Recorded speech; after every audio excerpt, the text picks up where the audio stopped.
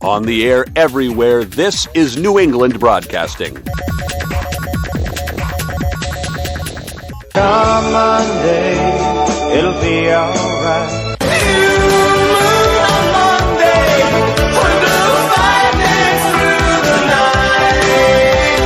Monday morning, you sure look fine. Rainy days, Mondays always get me down. Whatever.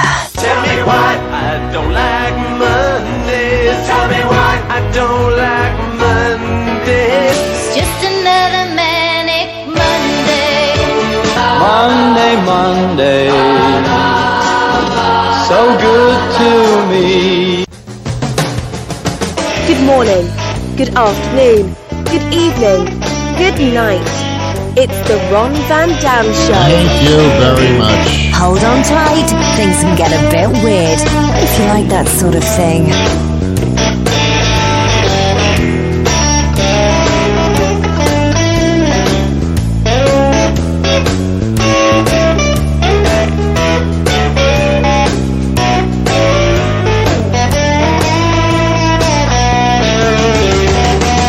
It's November 6th, 1492. Columbus has just reached America. We're having a party for him tonight. We're going to have a lot of maize.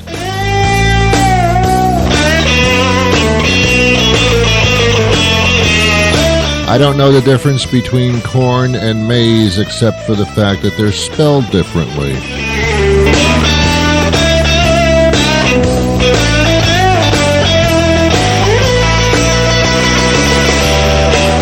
Actually, it's not 1492. I hope I didn't fool you. It's actually 2022. And in all that time, I mean, what's happened?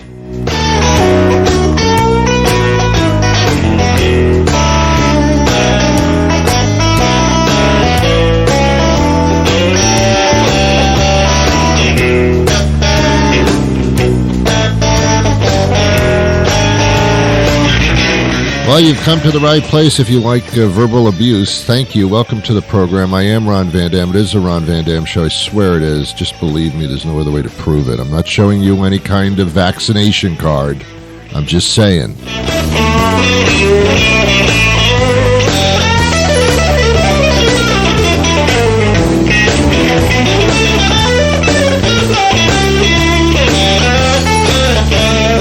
You know what the vaccination card says? And the only thing it really says is, here's a guy that wants to live. Isn't that pleasant? I think it is. I think it is. I think it's nice. All right, fading out on music. Thank you so much for being here. Well, this weekend, I live in the Boston area. I'm not saying that's fantastic or horrible. I'm just saying that's where I live. Don't start with me. God, you want to argue about everything, don't you, today? Well, don't. I live in the Boston area, and apparently over the weekend, we set a new record for heat. Ooh. Don't we do that every day? Yeah, another record has been broken in my area. That didn't sound right. I think it was 83 degrees or something, which was, I think we tied the record. I think we tied it. What's the difference between breaking it and tying it? Both of them are awful. We're breaking weather records every single day. The strongest storm, the hottest day, the stupidest people. We've broken another record. We're always breaking records. The Guinness Book of World Records must be like the Torah by now. It's just, you unscroll it because it's too long to put in book page form. Actually, the answer is, what record hasn't been broken this year? Well, I think they all have, actually. That's right. The oceans are getting higher, the days are getting stupider and hotter, and the storms are awful, and the floods are getting crazy, and there's more forests being burned down than ever before. I mean, just, it's always like, it's always a record. We're always breaking a record or tying a record. It's unbelievable. Meanwhile, I'm not breaking any records. I I'm never going to break the record. I don't think anymore I'm going to break the record for the most fun I've ever had in one day. I don't think I'm going to break that record anymore. That is not achievable. Ron, why don't you put it on your bucket list? Okay, then it'll be fine. Bucket list my ass. Bucket list. If you take the time to write out a bucket list, you've just wasted your time. It's like the Make-A-Wish Foundation. I mean, what they do is fantastic, but for normal people, not so much. Not so much. I don't know. Do I sound grumpy today? Is it because it's Monday? No, I don't care what day of the week it is. I actually don't even know. It's not that. I'm eternally grumpy. Everybody's grumpy when they reach a certain age. A lot of people are grumpy at any age. There aren't a lot of grumpy children. There aren't. They're always like innocently happy for some reason. Maybe it's because they have their whole lives in front of them. If you only knew. If you only knew. You're going to be breaking some records here. You think this was the hottest day? Ooh, you're going to be breaking some records. There are no grumpy children. I just don't see them unless they're clinically depressed. And you don't see a lot of those because I think they remove them from society. There's no grumpy children. You don't see a couple of children standing in the playground going, "Hey, my back, I'm on the merry-go-round. I was on the merry-go-round yesterday. And I got flung, and it was, oh, my back, I get so dizzy. You know, my parents don't feed me my baby food and my dinner till like 6 o'clock. I want to eat at 4. I'm getting hungry. Oi. Did you play with the kid down the street? Oi, what a pain in the ass. Oh. What is it with that guy? Did you see how he dresses? Did you see those shorts? They're showing his thing there. I don't want to see that. What a schmuck. What a schmuck that guy is. Yesterday we went to the playground. We played some stickball. You know, we batted the ball around. Oi, my shoulders hurt from the swinging and the swinging and the skinging and the spinging. Oh, what a horrible playground day that was, huh? Did you see that kid? What a stupid kid. He takes his baseball glove and he puts it on the wrong hand. What a schmuck. What a schmuck he is. He's going to amount to nothing, I swear, Benny. He's going to amount to nothing because he's a doofus. He's a schmuck. What a schmuck. Then I'm walking home from the playground going to my house, and this car is like speeding down the street. It's a residential neighborhood. And I said, hey, bozo schmuck, slow down. You're going to kill one of us someday. What a schmuck. What a schmeigen, smoking, schmaking schmuck. You don't hear any kids like that. There aren't any. The older you get, the little more frustrated you get.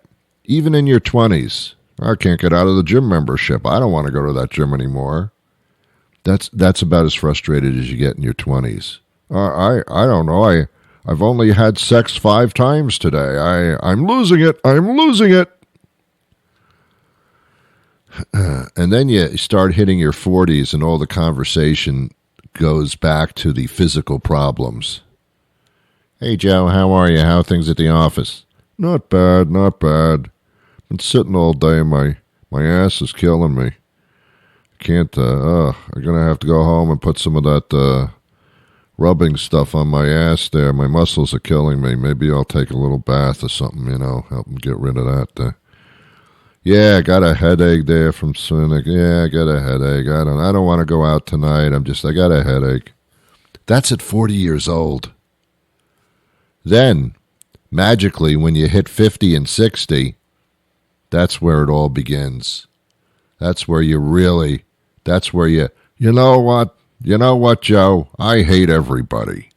I just hate them. I got to go with the in-laws and the people and what a bunch of idiots. I don't even want to go. I'm not going, I swear. Yeah, the power tools they're not working. I got to sue the power tool company now. It's always something. It's always something, isn't it? It's always something. It's always something. Then when you hit your 70s and beyond, you don't tolerate anything. You go to the delicatessen, give me a pound of bologna and make it thin cut. You make it thin cut, I will take that meat slicing machine and I'll slice your toes off, you bastard. Get out of my life, you phony little piece of shit. Yeah, it doesn't matter anymore. You can just be discontent, whatever. It doesn't matter. It doesn't matter. What are they going to do? Throw you in jail at 80 years old? Hey, get me out of here, Warden. Hey, excuse me, Warden. You're a schmuck, Warden. You're just a schmuck. No, you see, it all makes sense to me, I, unfortunately, when I was growing up, I was discontent at the age of 3. Oh, I was. I used to say to my parents, hey, what's going on? Let's have some toys here, my friends. Come on here. What am I, an adult? Let's have some toys here. Come on, baby. Come on. Roll me some toys over here, baby. Yeah. Hey, what's with the celery here and the carrots here? Come on, let's get some food. Let's go down to Chick-fil-A. Hey, let's pick up some chicks. You know what I'm saying? Yeah, I was different. What's with Chick-fil-A? Is that a religious organization? Why aren't they open on Sundays? Maybe it's just where I live in Massachusetts, as I said, and the Chick-fil-A's are closed on Sunday. I mean, I can't believe that they're open and nobody's going. I think they're actually closed because there's no 5-mile line at the drive-thru. Chick-fil-A's have a drive-thru. You don't want to go in there, believe me. They're closed on Sunday. What an interesting business move that is. That's when most people go out to eat, you idiots. The owner of Chick-fil-A, I don't know his name. I think it's Chicky. Contributes to the national organizations that are against gay rights, gay marriages, anything that's not white and privileged, they object to. The owner of Chick-fil-A is a major donor to taking rights away from people. And as a result, for a while, they kind of lost some business because a lot of, I won't go into Chick-fil-A for that very reason. I'm sorry, but, if you're going to air your political views publicly and you own the place, you pay the price. So now the owner of Chick-fil-A, and I don't know his name, I think it is Chicky, says, well, I'm still contributing to getting rid of gays and gay rights, but not with company money. Oh, okay. Oh, all right. Okay, then bring on the chicken, baby. No, I mean, seriously. Hey, we all make choices. We don't really need laws in this country. I mean, we do. But as far as, if you do something publicly and people don't like it, then they won't buy your product anymore. Unless it's chicken, I guess. I guess chicken they will always buy. What is it with the chicken, man? What is it with the chicken? We abuse that chicken to pieces. Now, I don't know how smart a chicken is, but it's not about how smart you are. It's about your life form. We eat the chicken itself, the entire chicken, everything, the thighs, the breast. We don't eat the beaks or the neck, although in some countries I assume they do. We eat the legs, the drumsticks, everything. We go to town with these people. The wings, love those. There's no meat on them, but we love them. Now, it's not bad enough we eat entire chicken. We're going to eat the babies, too. We're going to eat the eggs. When chicken lays an egg, we're going to eat that. Anything you do, we will eat it from a chicken. Wow. It's like a cow. Yeah, we want your milk. That shit that comes out of the udders, I drink that. I want it. And when you're done with the milking process, by the way, I'm going to turn that into ice cream also. I ain't stopping with milk. We're very creative here on the other side. When we're through with you, we'll slaughter you, put you on a hook and slaughter you, and then we'll eat you on a barbecue grill. Steaks, burgers. I don't know. There are more plant products now. We're killing plants.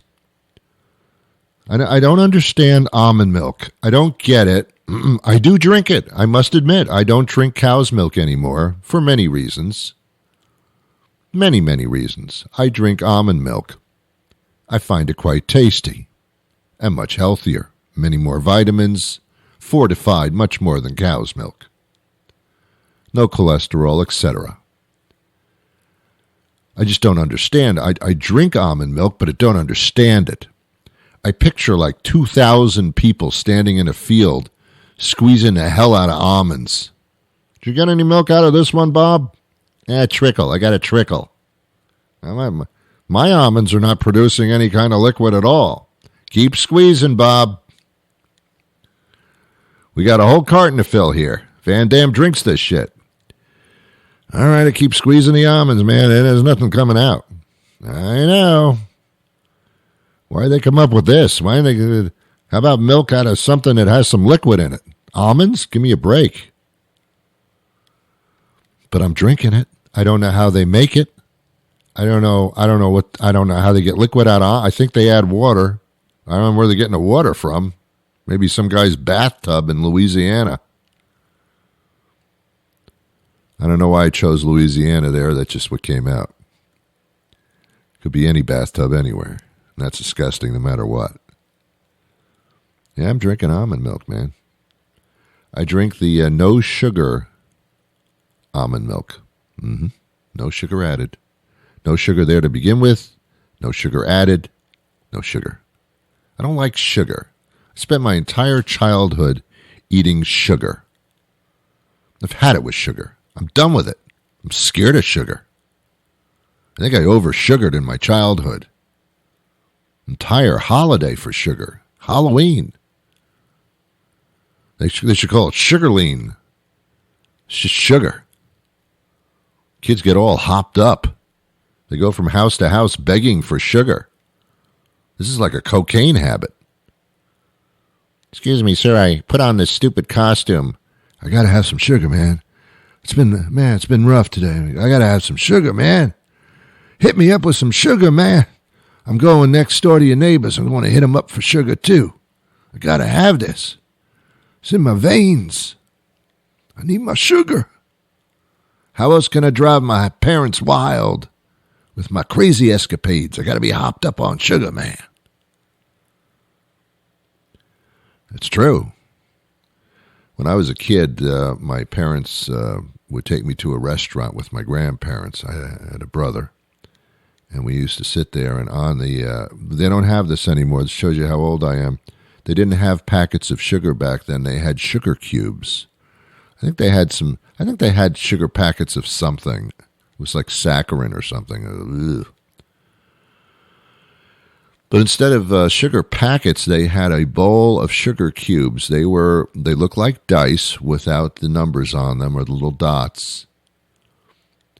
And they were in a bowl. And you would just take one and put it in your coffee or whatever the case may be. Well, we just took the sugar cubes, put them in our mouth, and they would dissolve. And we just were eating like raw cubes of sugar. I'm amazingly still alive. I had my fill of sugar as a child and then some. Now sugar turns me off. I have low sugar everything. I don't have diabetes. I just have a brain that tries to make sense of this world.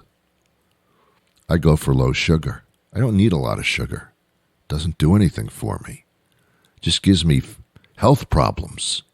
Makes me crazy. I don't even like a lot of sugar. When you don't eat a lot of sugar and then somebody gives you something that's sugary, you don't like it. You go, ooh, this is too much sugar. It's like that. It's like that. It's interesting. It's like smoking. Smoke all your life. Gotta have a smoke, man. Gotta have a smoke. Gotta have a smoke. Then you stop smoking. And then when you smell cigarette smoke or you try a cigarette, you gag and you go, ooh, how could I ever have done this? It's amazing how you go from addiction to, ew. It's the opposite. Why do they call it cold turkey when you stop doing something without like weaning off of it? You just stop it. I smoked here and there when I was a young adult. I just stopped it. I didn't wean myself off. There was no weaning. I had a weenie, but I didn't use it. I just stopped. I chewed a lot of gum. I just stopped. And people said, oh, you stopped cold turkey? No, I'm still eating cold turkey. I like turkey. I'll take some cold turkey, put it on a sandwich, a little mayonnaise and some lettuce, maybe a slice of tomato, but not so much. And that's, I haven't stopped cold turkey. I'm still eating that. No, Ron, no. That's an expression. It means that you just stopped doing the bad thing and you broke the habit like right away on your own. Why didn't you just say that? Why are you talking about cold turkey? I don't get it. Was there a turkey that was gobbling around and all of a sudden decided not to gobble anymore and just stopped cold turkey? What the hell does that mean? Where did you get that expression from? Now you're making stuff up that doesn't make any sense. I don't want to eat cold turkey anymore. I want hot salami. Did you stop that hot salami? Yes, I'm very proud of myself. I was smoking a pack every day. I wouldn't even take them out of the cigarette pack. I just lit the entire pack. And I would smoke a pack or two every day. And then I thought, well, this is horrible, and I could get lung cancer or something, so I just stopped hot salami. Excuse me? Yeah, I stopped hot salami. I just stopped smoking. I went the hot salami route. I don't understand what you're talking about. You mean cold turkey? Whatever. Both don't make any sense. Other than I've never had hot salami. I remember going to camp when I was a child. I've told you on the show many times. My parents sent me away to summer camp for two reasons. One is because they wanted to go on vacation and stuff and not have to deal with their children. And the other was that, that was pretty much it. So they sent me away to summer camp. They put me in a suitcase and put some stamps on me and had me shipped to various locations. They put some holes in the suitcase so I could breathe. They were very humane. Then I told them, hey, you got to stop doing this. You got to stop shipping me out in containers. You got to stop this hot salami. So they sent me to one thing overnight, and it was just awful. It was awful because I don't like children now. I mean, I don't despise them. I just don't want them around me. I been there, done that. Love my kids, but other people's kids, not at all. So even as a kid, I didn't want to be around kids. I knew what was coming. I knew the kids were annoying, and I always did. So we would be sitting there around this. You know what they do with kids? They send them camping. Why?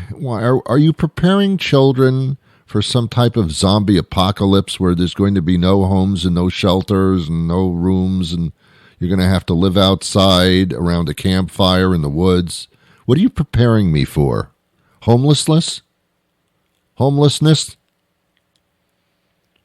That's what they do with children. We're going to send you camping for a week.